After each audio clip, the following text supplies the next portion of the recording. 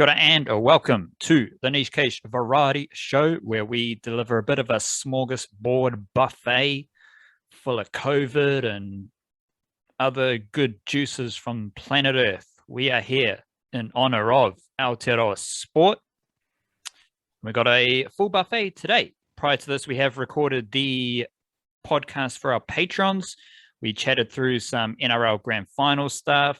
Talked about Ivan Cleary, the coach. We talked about defense winning championships, and we talked a bit about All Blacks, Springboks, rugby, which led into a wide-ranging discussion about sports. That's what we do on the Patreon podcast. So if you are a patron of the Niche Case, if you are part of the Niche Case Patreon whānau, head on over to the Patreon page and have a listen to that. Otherwise, if you do like what the Niche Case is doing, broadcasting Aotearoa sporting excellence, support us straight up the guts on Patreon, and you get a karma boost as well as extra podcasts once or twice a week as well. Every Monday and Friday, or the Patreon, you can go to patreon.com/elnichecase, EL Niche Case. Every Monday and Friday, we also deliver a Niche Case email straight to your email inbox. That is through Substack. If you go thenichecase.substack.com, whack in your email address, and then you will receive Niche Case goodness straight to your email inbox on a Monday and Friday afternoon/evening. And we're always writing about Kiwi sports at theniche-case.com. Plenty of big yarns to be had over there. So if you can read, if you do like to read a bit about Kiwi sports, make sure you're always visiting theniche-case.com, because every day there's something new. Most days there is something new. And we do go deep writing about Kiwi sports over there. Variety show can only begin with a bit of mindfulness. What do you got? Springtime mindfulness for us here, Wildcard. What do you got? What do you got? What do you got? Springtime mindfulness. I almost went with a Stephen Adams quote from one of his media spot ups the other day, where he said something along the line. They're asking him about being a mentor and helping out some of the younger guys on the roster, and he said something about, like, you can tell that the guys are you can tell that they're like willing to learn by how many questions that they ask. And I thought that's actually a really, like, he's a deceptively insightful person anyway, because he has that, like, doesn't take himself too seriously kind of thing. So he undercuts a lot of what he says. We talked about some of this on the intense. This is where the intensely self-deprecating line for our last podcast title came from. But yeah, I couldn't find the quote, so I couldn't do it. So I'm going to go with my backup, which I was otherwise going to do later in the week. Santi Deva, from the book The Way of the Bodhisattva, says, "All the joy the world contains has come through wishing happiness for others. All the misery the world contains has come through wanting pleasure for oneself." There we go. Oh, that is beautiful, disgustingly beautiful, because I think a lot of people will be disgusted to know the joy and love you can bring in by wishing good upon other people, as opposed to worrying about yourself. Yeah. It's a simple thing sometimes. Like, that's a simple quote for a simple bit of wisdom, which is that, like, looking after other people, and it's not even about, like, that's like not even getting to the depths of actions and stuff as well. That's just like thoughts. That's before that. This is like just starting from a place of wishing well for other people. Because I think there is probably a lot of people who do a lot of good for others, but start from that selfish point of view of, like, they're doing it because it looks good for them, or this is deeper than that. This leads to that still, but it begins from a place of just what your automatic. I suppose it becomes a conditioned reflex. I don't know, like, just where your automatic, like, status quo origin point is of just what can I. It's, again, I was going to say, what can I do for other people? But it's not even about doing. It's just about wishing well. It's just about having positive thoughts for others. And it's all very in vogue these days, is like, what are you giving to other people? What are you giving to charity and all that stuff that people like to broadcast and share, and people want to get to that space where they're able to act on these. They're able to take action on giving other people, and they're well aware of how that benefits them, generosity and gratitude and all that stuff. But what's if you just took 10 minutes every day to wish people well? I think maybe that you're telling me that might be far more useful than actually focusing your energy on the biggest step, which might be the next step of actual action as far as giving and generosity goes. Just take some time out every day to wish well upon others, and we're all connected, we're all gods, so maybe just wish well on the planet. Planet could use some well wishes now as well. I'm sure you would agree, Wildcat. Absolutely. At the V Show, the Niche Cage Variety Show, otherwise, other than just pure mindfulness, goodness, and Aotearoa sporting excellence, we don't really give a fuck. So we'll keep it moving. Wildcard, we start as dramatic as possible with sizzling hot takes that are not dramatic and not sizzling at all. What have you got for the listener and myself this week? Yeah, check out how dramatic and sizzling this one is. I'm just going to start by saying I think international sports are fun. I think international sports that involve New Zealand are especially fun. Watched a lot of the Ferns at the Asia Cup last week. They were great. It wasn't quite the performances, not quite the well, I don't say performances. I think they played about to their level, but it wasn't necessarily the above and beyond let's get top four and get into the World Cup qualifiers type thing I was hoping for. So that didn't happen. But it was fun. Like, it was enjoyable to see that. And it's going to be fun next week when the All Whites have games. Couple of them, in fact. Like, it's been a long time without it for a lot of these sports. Basketball and football are right up near the top. Rugby league is going to have to wait even longer. It's like some better than others. And I guess that's a point as well to make, is that it's not even like there's no guarantee of any of this stuff. Like, the All Whites have had plenty of fixtures that was scheduled last year. Like, they're going to play Belgium, they were going to play Oman, they're going to play Bahrain back then, going to play England at Wembley. It didn't happen. Like, none of it went ahead because it's just like you balance it's just COVID stuff, man. It's like MIQ and isolation, vaccinations and everything. And it's a little bit awkward right now for international sports because you've got other countries opening things up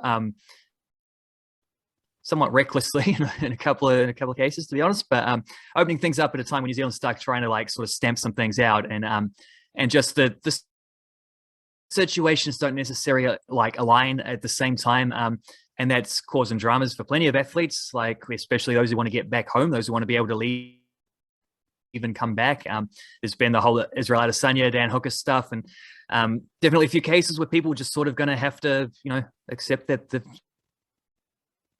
pursue their careers, they're going to have to be away for several months, and it's difficult, and there's sacrifices and whatever. And it's not putting one ahead of the other or anything, saying this strategy is the right way to do things, that strategy. It's just everyone's got to make their own, whatever's. And that means that international team sports in particular, quite hard to do right now. And so I don't know. I think that's probably why I felt that why I enjoyed the Ferns stuff so much, and why I'm looking forward to the All Whites so much, is just because we haven't had a lot of this recently, and it's just sort of refreshed a level of gratitude that I maybe hadn't had in the past when it comes to some of these things, or just reminded me of how enjoyable, especially like I'm sure you feel the same way, but like Aotearoa basketball is just something else. Like, it's on a whole different level when you get Tall Blacks and Tall Ferns games, and having a bit of that back was beautiful. And Tall Ferns, great. Let's hope the Tall Blacks are back in action before too long as well. Hopefully we see young James Fisher-Harris playing for the Aotearoa Kiwis soon as well, because my sizzling hot take is that James Fisher-Harris is touching rarefied air above Aotearoa. Like, above Australia at the moment, in the clouds above Australia, but that stretches out to Aotearoa as well. Obviously, we know Fisher-Harris and the Penrith Panthers won the NRL Grand Final. So for Fisher-Harris, that means 2 grand finals and 1 championship in the NRL at 25 years old. He's played 134 NRL games at a win percentage of 68%. So 134 games, 25 years old, and he's won most of his NRL games. 6 tests for Aotearoa, and 2-time Dally M Prop of the Year recipient, which means for 2 years he is part of the 2 best props, I think. Maybe. Either way, one of the best and most dominant middle forwards in the NRL. As far as like Aotearoa Kiwis and New Zealand Kiwi-NRL standing goes, I don't quite have him in the Jesse Bromwich, Jared Waidea-Hargreaves bracket, but he's the best of the younger generation. I would actually have him and Nelson Asofa-Solomona, I think, are pretty close together. And that's, I think a lot of people sleep on Asofa-Solomona, but hopefully we will see Fisher Harris play a lot more than 6 tests, which goes to your point about more international sports for the Aotearoa teams. Fisher Harris played the NRL Grand Final with a bung knee. He only played 36 minutes, but he still found a way to impact the game. He played less minutes than he has done recently, but he had more run meters, and he was there leading the kick chase, doing all that niggly stuff, and he's an absolute monster. So Fisher Harris, his touch and rarefied air, is just one of the best forwards. I think he's one of the best forwards from New Zealand already. And as I said, just the prospect of him and Asofa-Solomona in the same team, Joseph Tapine, Brandon Smith, Isaiah Papali'i, those type of players in the same Kiwis forward pack wildcard. I think we're going to have to wait, and that would make the Kiwis the least active national team, perhaps, because we last saw them in 2019, which will be longer than we have seen the All Whites. We have not seen the All Whites in a long time. We have not seen the Kiwis in a long time, and All Whites are going to play rugby football soon. Hopefully we see the Kiwis play rugby league soon as well. But big it up to James Fisher Harris for his championship in the NRL and his fantastic, he's only 25 years old. Like, he's played like 6 seasons of NRL or something like that, and he's already done a whole heap. Vitamin statistic time here, wildcard, where we serve up a delightful snack of statistical funk. What do you got for us? Yeah, so I already talked about just the good vibes of having a Tall Ferns tour going on. Here are some of the less good vibes where I just like the 3-point situation. Like, it was quite obvious watching the Tall Ferns that they, as I say, they played to their potential. Let's say they were the 5th best team at that tournament, and they finished 5th. You know, they won the games they should have won, and they lost the games they were probably expected to lose. Battled very hard in a couple, like the game against Australia, they played very, very well, just weren't quite good enough. And one of the reasons why they were found wanting in some of those bigger games when they were like spring and upset is just they didn't quite have the variety of players. We had like in particular just shooting, like a lack of shooting. And I'll highlight that through the 3-point stuff. Against Korea, they lost that game. They shot 6 of 26 for 23.1% from deep. Against Japan, lost that game, shot 4 of 19, 21%. India, they won that game, shot 37%, 13 of 35. Against Australia, 7 of 29, 24%. Against Chinese Taipei, 5 of 16 for 31%. So the 2 games they shot above 25%, even 2 games that they won. 3 games that they lost, shot less than 25%. Overall, that is 35 of 125 attempts for 28%. That is a percentage that only India were worse at in terms of efficiency across the entire tournament.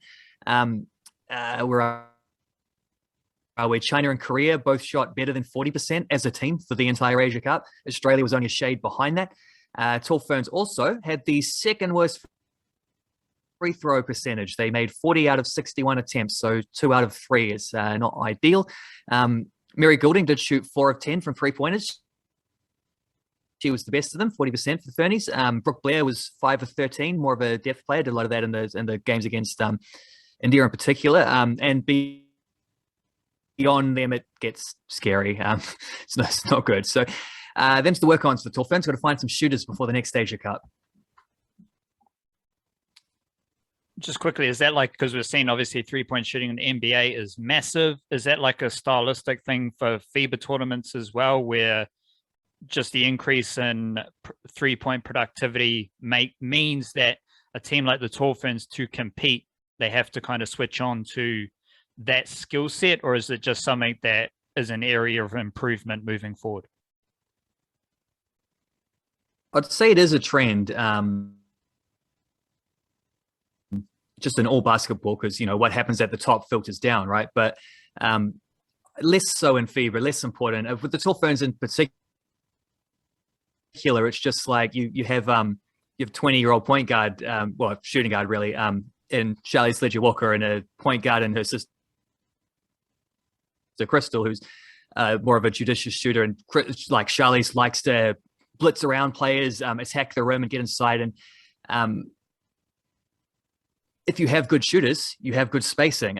Players have to stand out on the perimeter and guard them, and that creates room for someone like Charlize Leger-Walker to attack a player one-on-one with a good matchup, around a screen or something like that. Get the switch she wants and just like get to the rim, draw fouls, get to the line, finish at the rim. All the things that we see her doing for Washington State, wasn't able to do it for the Tall Ferns just because there was no room. She's getting guarded, and if you kick it out to a shooter who's just going to miss, if you, as a team, shooting 28%, not ideal. And she herself didn't shoot very well from deep. Like in the big game, she was 1 of 8 against Australia. I think that's part of the pressure as well, is she felt she had to go out there and make plays and just to make something happen. So yeah, it's one of those things where it's like, it's not the main factor. It's not exactly the way that the Tall Ferns want to play. They were at their best when they were able to get the ball inside. Penina Davidson had a great tournament. Kalani Purcell had some moments as well. Like, that's what they want to do. But in order to be able to do that, you need to have that variety of shooters that other teams are going to respect, right? Tim Southee might be a shooter, but he's a really good T20 bowler. And that's where I'm going to settle for my stat this week, because Tim Southee popped up in the IPL. He's playing for Kolkata. He's played 3 games. He's taken 3 wickets and an average of 31.66. And this is notable because Tim Southee is actually a really good T20 bowler of late. So if we go back to last summer's Super Smash, just for a bit of scene setting, he took 8 wickets at an average of 14. Now, most of those Black Caps only played 4 games of the Super Smash, and someone like Trent Boult, he took 4 wickets in his 4 games, whereas Tim Southee took 8 wickets, and that's why he's got a fantastic average of 14.75. And heading into this T20 World Cup, Tim Southee is in the best year of T20 international bowling of his whole career. He did play, his lowest average was in 2013, but that only had 1 game. This year, he has played 8 games. He's taken 12 wickets and an average of 19.5. And he has taken 12 wickets in each of the last 4 calendar years. So you go 2018, 12 games, 12 wickets. 2019, 12 games, 12 wickets. 2020, 9 games, 12 wickets. 2021, 8 games, 12 wickets. So that is a fantastic line of form for Tim Southee. And obviously the World Cup's going to be in the UAE, where Tim Southee has only played 5 games, average of 36.25. But that's what makes this IPL really interesting, because Tim Southee is in the UAE, he's playing for Kolkata, and he's getting those repetitions, those overs in. And if there's one thing I know about Tim Southee, as we have discussed with the Black Caps, if you give them more than a week in a country or certain conditions, they will figure something out. And that's what I'm interested in moving forward with Tim Southee, is that he is in the best calendar year of his T20 international career, and he is also in the same country, playing the same format as the T20 World Cup. And I think that's going to make him an interesting figure for the Black Caps at that T20 World Cup. And I will be following Tim Southee's IPL form, as well as the rest of the Kiwis over the coming weeks. Glenn Phillips popped up as well in the IPL, so shout out to him. Let's go deep in the mangroves for a hot second here, wildcard. What are you going to educate us on? Yeah, so this is something that I wrote quite a lot about in our email on Monday. So like for more details, check out that thing. And there's a lot of reporting elsewhere. And this is one of those trips into the mangroves where it's like, it's apologies, but this might get a little bit dark and murky. It's kind of trip into the mangroves. We might stumble on a dead body or something. Paul Riley, who's the coach of the North Carolina Courage in the American women's top flight football stuff, the NWSL, National Women's Soccer League. He was fired by the Courage late last week after revelations made in an article on The Athletic, which was like incredibly well reported, to be honest. If people have a subscription to that, it is behind a paywall, but check it out if you have the opportunity. It's like, I don't want to get into this. Like, you can give him a Google if you need to know what he did. It was like, there was some sexual coercion stuff. There was some like just absolutely shocking boundaries for a coach, especially a male coach in a women's competition, and things like that. Things where you're like, well, this guy's an extremely talented coach, and he is. He's won multiple championships, but maybe that's not the guy you want coaching your team. So I understand why he was fired. I just want to like highlight a couple of the Kiwi connections, which is not really the area we want to have Kiwi connections, but unfortunately there are some. One of them is the obvious one, which I have seen mentioned quite a few times in some of the Kiwi responses to this from our media, which is that the captain of the North Carolina Courage is Aotearoa, football Ferns icon and best player pretty much. And she has always seemingly had a very good relationship with Paul Riley's, like she is his captain. He's always had good things to say about her and her leadership and all these kind of things, and professionalism, fitness, blah, blah, blah. So it's obviously quite, I would imagine, quite upsetting for her to find that this dude actually had this like semi-dark life hidden. We don't know what players knew. By all accounts, this is like behavior that was mostly on show sort of 5 years ago at a previous club, not so much here. But for Aotearoa in particular, got to offer the best wishes, because that's, first of all, got to be pretty rough to figure that, to learn that kind of thing about someone, like just to have that level of betrayal. But also because obviously she was part of the football Ferns team who had to go through Andreas Haraf in that situation. So there's been some bad luck with coaches there. However, that link has been mentioned several times. Haven't seen a lot mentioned of the two Kiwi men who have been dragged into this in much less accidental and unfortunate ways. So Paul Riley's kind of incidents in question were from his time at the Portland Thorns, and one of the players, one of the players in question here, not in question, I don't know, I guess you'd say a victim. One of his player victims. I'm trying not to mention names because it just feels wrong to bring up people. Like, seems like the names that should be mentioned are the ones that deserve to be tied to this, rather than the players who kind of were put in a terrible situation. I tried to explain a little bit more in the piece that I wrote in the email as well. So the general manager of the Portland Thorns was also the general manager of the Portland Timbers, remains so to this day. It's Gavin Wilkinson, who played like 33 times for the All Whites. He was there. There was a complaint put in about Paul Riley towards the end of his time there, and it was investigated. It was sent to the league office as well. It was sent to the HR department, and which apparently wasn't very well done, because you couldn't make a complaint anonymously. So that was put off at first, but then eventually she was like, well, this needs to stop. So spoke to Gavin Wilkinson. Gavin Wilkinson did an investigation. It was the end of Paul Riley's contract. So they sort of like, they found that he had, I don't think there's anything illegal that happened here, but clearly from like an employment standpoint, he'd broken just every rule in the damn book. So completely understandable why they would why they figured that out from their investigation, decided we need to part ways with this dude. It was the end of his contract. The thing is, what they did is they didn't make it public though. And this is a recurring thing that you see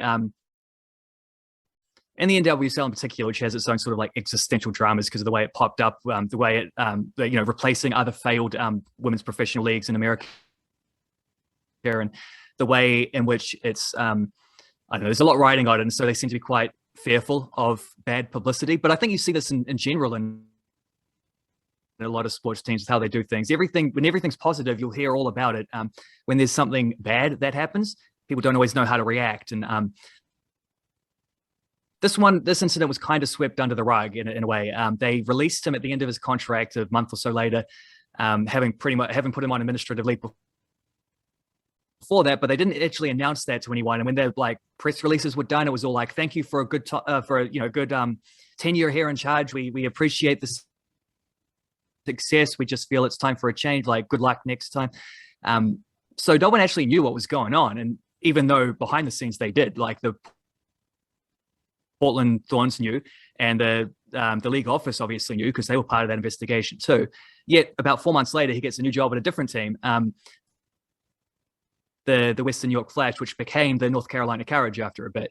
And you would imagine that's the kind of information you want to know when you're hiring a coach, that his last job he was not let go for the reasons, like the on-field reasons that it seemed to be portrayed as, that actually there was like a big investigation into his behavior that was the reason why he was gone.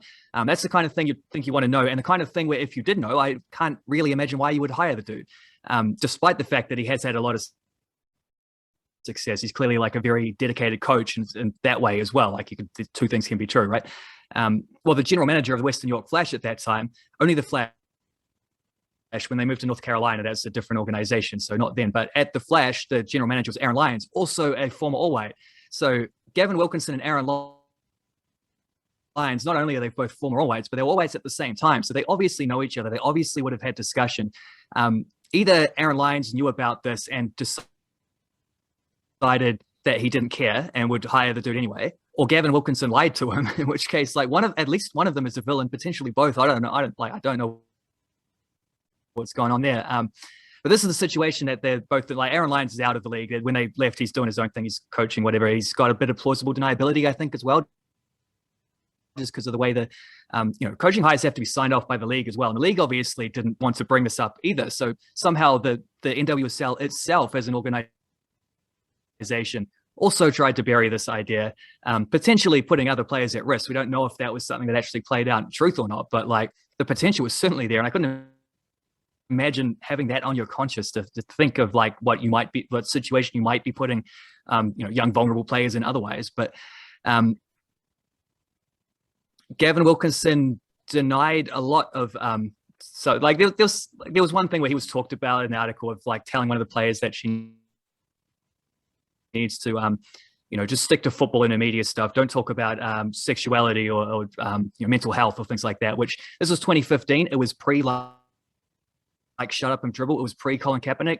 Definitely a bit of a vestiges from a forgotten age, but hasn't aged well. However, I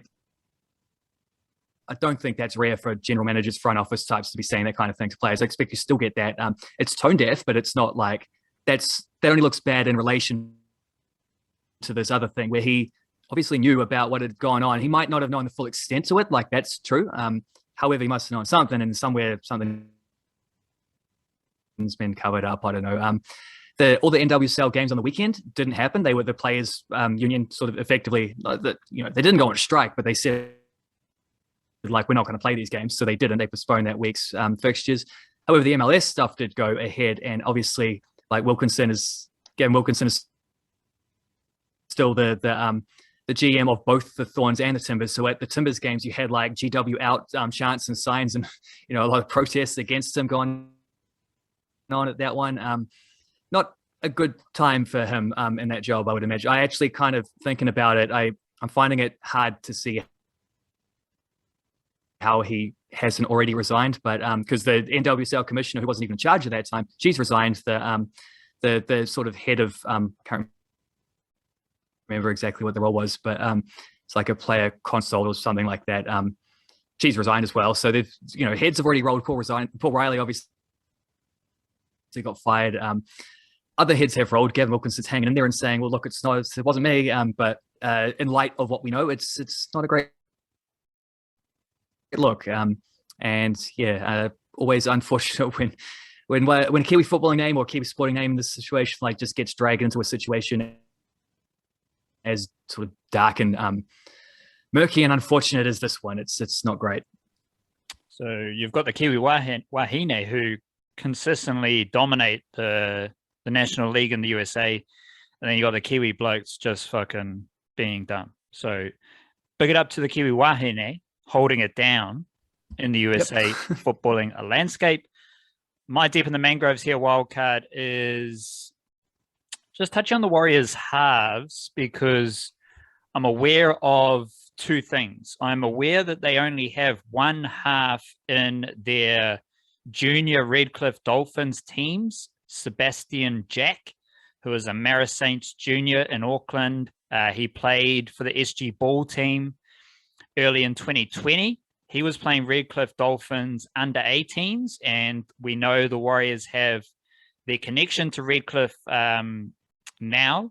I think Redcliffe's going to get another NRL team, so that will stop soon. But right now, the Warriors have their junior players in 3 different Redcliffe teams over the course of the year. The Warriors only had one half from Aotearoa in those 3 teams, but that is very different to other positions. They have lots of depth, like wings, forwards, and lots of depth in their 3 Redcliffe teams. And the other thing that we know is happening right now is that they might be in the market to sign Ash Taylor on a, on a deal that is reflective of his standing in the NRL. Let's just say that. And there's been other noise about other halves possibly coming to the Warriors. And we also know that there is a big play to get Joey Manu to come to the Warriors on a bigger money deal, which would probably result in him playing in the halves. So we have 2 things happening right now. We have a lack of Aotearoa halves in the Warriors system, and we also have them making moves to sign solid, experienced NRL halves. So what does that mean? I think it just means that right now the Warriors are well aware of restraints, and they are well aware of the strengths of their depth chart and what their NRL team needs right now. The NRL team, the New Zealand Warriors NRL team right now does not need a young half. They do not need a and I just think that is because of the shaky record of young halves coming into the Warriors. Right now, the Warriors need Sean Johnson, Chanel Harris-Tavita, and a half like Ash Taylor to hold things down consistently every week. And I believe, reading through some of their junior teams, as I've done all season, that is not a position they are focused on developing right now. Yes, there is some logistical niggle. The Warriors don't have an SG Ball team, so 2 of their halves, Sione Moala went to the Raiders. He was in the SG Ball team for the Warriors. SG Ball team stops. Sione Moala leaves to go to the Raiders SG Ball team. And Cassius Cowley from Rotorua is another young half who played in the Warriors SG Ball team. SG Ball team stops for the Warriors. Cassius Cowley moves to Queensland. So you have lots of depth, like you've got Viliami Valea, Edward Kosi, Rocco Berry. You've got the Kepu twins, Kinna and PC Kepu. You've got Preston Ricky. You've got a lot of depth in various positions. Temple Kalepo, Jairus Glamuzina. They all played in the under-21s finals game on the weekend. So you've got a lot of positions where young talent could help the NRL team over the next 12 to 18 months. But in the halves, there is not I do not see a desperate need to develop a young half into an NRL half. And that is why I believe the Warriors are going to sign someone like Ash Taylor, just to be a solid half, do the job. And you'll see the Warriors plugging a lot of those other positions with young players. You will not see the Warriors plugging their halves positions with young players. That is my hunch. Question time here, wildcard. Who is your favorite Kiwi-NRL player of the season? Right. So when we talked beforehand in preparation, get my little like advanced warning of this question, my immediate thought is, well, I got to pick a Dragons player from the team I support. And I, honest to God, couldn't think of anyone who would fit the bill there. So can't do that. I think probably casting them. Yeah, well, I mean, he had a nice little comeback. That was cool. Like there was that. No more Jordan Pereira. I think on his first game back, but one of his, no, Jordan Pereira's gone. There's not a lot to work with there. However, yeah, casting the net a little bit wider, I think. Morgan Harper was a guy who was quite enjoyable to watch. I think Nelson Asofa-Solomona is not so much this season ahead of others because Harper had a big breakout season. This is when he broke into the NRL at all. Asofa-Solomona has been doing this for ages, but he's always super fun to watch. Jerome Hughes would be up there. I think for sentimental value, Benji Marshall would be very high on that list as well. He might even be number one, just because it felt like a season where no matter what he did, it was great because it might be the last opportunity to see Benji Marshall do that great thing. Sort of like after, 16, 17 years or however long he's been in the league. And I did see his little Instagram post afterwards, sort of like saying what a great experience it was. Picture of him with the missus and the kids. And at the end, he did say like BM 14 out or something like that, which reminded me of Kobe Bryant's last words upon retiring. Be careful how I use a phrase like that, I guess. The old like Mamba out, drop the microphone kind of thing. It reminded me of that. So I don't know if that's a hint that yes, he is, despite a few what could have been just trying not to be a distraction for the final, saying like, well, I feel good, I might play next year. Hints that could be a possibility. It's still, I don't know what will happen, but yeah, it's just the opportunity to, even if we don't know for certain that it was going to be his last season. I don't know when any kind of announcement might happen there, but just because it could have been, it felt like everything he did was just a little bit more gilded and in focus because of that. Your question. Yeah, I'll chuck one back at you because I went kind of deep and murky for my mangrove stuff, so we'll keep it lighthearted on this one. Big viral moment from the NRL Grand Final was one was Jonathan Thurston forgetting to hand his microphone over, which was funny, but excusable. I think that's heat of the moment. I'm surprised that doesn't happen more often, especially from player broadcasters. The other was Brian To'o proposing to his missus in the crowd afterwards, which has got me thinking the whole way. At the time I saw that, and then afterwards, every time I see it repeated, and it's obviously the viral things get repeated a fair bit. I keep thinking was this a 2 rings or nothing kind of deal? Surely he doesn't do that if they lose, right? Surely he's not proposing to the missus if they lose the grand final. That's just pure manifestation, because you can't think about the alternative. Good answer. You can't say, what if we lose? That doesn't enter your mind. And that reminds me, there's this coach whisperer dude who's worked with various NRL coaches. And there was a thing with Michael Maguire, and they agreed to cut off a finger if the Rabbitohs lost the 2014 grand final. And that the purpose of that was, we're not going to lose, so you don't have to worry. You never have to think about cutting off your finger because we're only going to win this grand final. That was the mindset. That was the process he was trying to instill in Maguire's mind. And that's the same with Brian To'o. He's got his plan. There's no thought what if we lose? What am I going to do? No, you got to blank that out. You solely focus on winning the grand final, and you envision proposing to your missus on the sideline, and that's all you think about. You don't let anything distract you. You just focus on that. You manifest it. Boom, done. Can't even give the energy to what happens if. Don't worry about that. Don't worry about that at all. Musical jams here, Wildcard. Got to shout out one of my favorite rappers, Lute, Lute. It's got a new project called Gold Mouth, Mouf. Shout out to the F. And also shout out to the rapper LB, who I've mentioned on a previous episode from Auckland, been bumping his Stress and Progress project a lot, which is just the letters LB.